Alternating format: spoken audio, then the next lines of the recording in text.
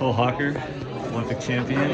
Just wanted to get a little clarity on your season opener. I know this is the real season opener, but you did open up with some racing. So what was the Virginia Tech opener like, and what was kind of the story behind the DMR? Because that's a little bit of a mystery to us. Yeah, I guess you can't really do anything in secret anymore as the Olympic champ, because that was really a workout and a session. And we kind of just did like a back-to-back day to run a 1200 the day before and then a 1K the next day, and just kind of get that initial jarring feeling of the first indoor race out of the system before Millrose. And yeah, it was really good. Didn't prepare for it like a race, so it was really a training session. Here's my real opener. So you got Cooper there. You guys have been training partners, competitors for so long. Were you racing, you felt like, or were you just kind of like feeling each other out? Like, it was kind of get into position, get right behind. Like we had like a kid who set the pace and then just run the prescribed pace. And so it was fast. I'm not gonna lie and say it was as easy as just a training session. Like we were going hard, but yeah, we just fall in position. So how has the training kind of gone the last few weeks and getting back into it? And how do you feel like your position is right now? I feel really good. Usually the transition from this big base build in the fall to the sharpening up phase, in the past something has cropped up, and whether my hamstring goes or my Achilles goes, I just was very diligent in the prep and the transition on those two blocks, where I feel amazing right now and just extremely healthy, and that's the first time I'm going into Millrose feeling that way. Funny enough, even last year you didn't, because you ran 8:05. That was a huge fear. Yeah, that was also obviously a good build, but not as good as this one. So I just have a lot of confidence, and that year I was coming off of a 3:30 1500 the summer before, and now I'm coming off of a 3:27. So not that I'm carrying that fitness, but my body remembers, my body knows that pace, and now I'm just I just feel like I'm a notch above where I was last year. Yeah, I had a question about that, because you ran 3:27.6. You dropped off this huge chunk of time, but do you now look back at the season, you think at USA's, had that been from the gun all out, or if I'd run Monaco or something like that, I would have hit those 3:28, 3:29, and then maybe even 3:27. But then kind of like after the Olympics, it's a huge whirlwind, it disrupts training, all that. Like, do you feel like you had that fitness for more than we saw, just kind of in silence with like lack of racing there? Yeah, exactly. I think it's pretty obvious the way I raced USA's, both me and Yared. It wasn't a fast. We were rolling, but it wasn't a fast race up until the last lap, and I forget what I split, but it was, it was a big negative split, and so just based off of that, I knew I was in sub 3:30 shape, and I think, like I was mentioning earlier, me and my coach strategically plan races, and we don't have to do all these things, and we don't have to get our ego involved in race planning.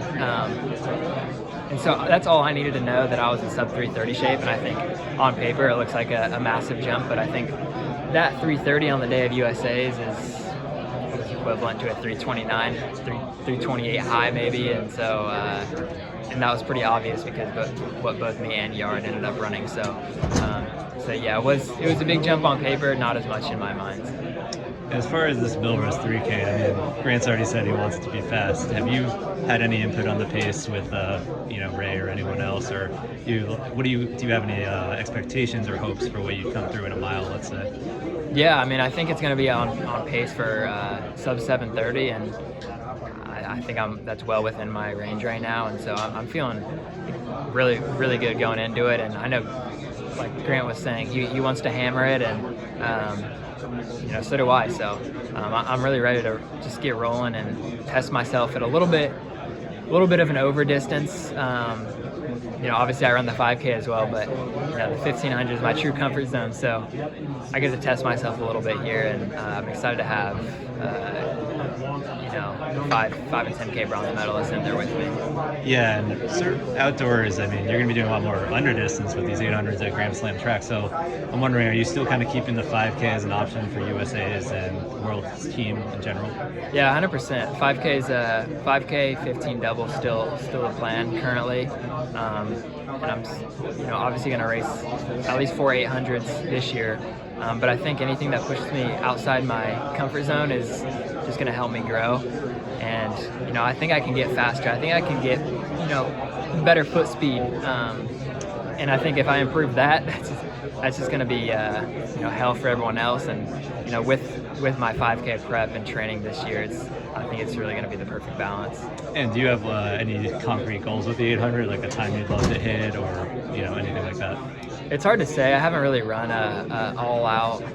Well, I haven't really prepped for an 800 properly to run a PR in 4 years. It's always kind of thrown in there to get that feeling back in my legs, but it's not really for a PR. So I know I can run with some of the best in the world in the 800, and I don't want to put a time on it until I at least run that first one. But it'll be fun. Yeah. And domestically, the 1500 keeps getting crazier. And I'm sure you see that you're training at an ACC school. You got ACC rivals in UNC. You got Ethan Strand running that 348 too. A lot of people are kind of comparing it to you, that kind of system and setup with Cooper and you at Oregon, like tearing up NCAA. So do you, what do you think about it? And do you see some of the parallels in those two, pushing each other and really pulling away in the 1500 mile? Yeah, 100%. I think if we don't have enough evidence so far that the NCAA system breeds fast times, then that's definitely some proof right there, because it's so obvious, and you just stay so sharp just for so long, just because you have to race and race and race, and it's really cool what those guys are doing. And I can see some similarities there, but it's also you can never get complacent in this sport, and anytime a young runner runs fast, they pop up on the radar, and that was me at one point, and I know a lot of pros hated to see me coming, but I want to maintain my superiority over the 15. So they're competition, and they're looking really good though. And generally, you're kind of, I'd say both you and Jared, a little bit quieter when it comes to trash talk or really putting it out there. Well, Josh and Yakov, they will go back and forth. One guy says something, the foreign press of the other says something back. So kind of what do you feel about that? Are you just going to kind of stay out of the fray there, or what do you kind of, do you even pay attention to it? Some of the...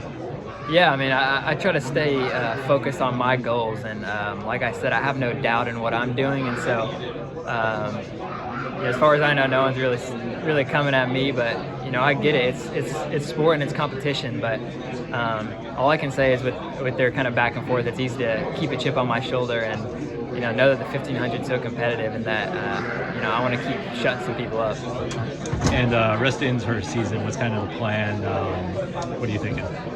What was that? Rest of the indoor season, sorry. The plan is right now run a 5K in Boston in 2 weeks, try to knock out a world standard, and that'll conclude my. Is that the one with that's the one with Grant, right? I think he's racing the one next weekend. Oh, it's the one out. But okay. Yeah. Okay. Yeah. Cool. And are you gonna do USA's, you think, or no? No. If I do the 5K, that's the same weekend as USA's, and so I don't think I would go to World Indoors anyway, so it doesn't really make too much sense. And then just prep for Grand Slam track, and are you excited about this TV deal? And that was a big relief, I think, for everyone. For the sport is really good. So they're doing things right, and it gives me, and I know all the other athletes involved, a lot of confidence that this thing was not thrown together. It was very thought out, and that's becoming more and more obvious. So it'll be really good once the races get going. I should throw in another name. Josh Hoey just emerged on the scene. You're excited to race him and kind of see what he's at. I'm assuming the Grand Slam track has some interest in him with his 800, 1500 abilities. So what do you kind of think of that? I think those are the kind of runners that would make sense. I don't know what it takes to compete with. I don't know who they're looking for in the 1500, but he's definitely got a good 800 time.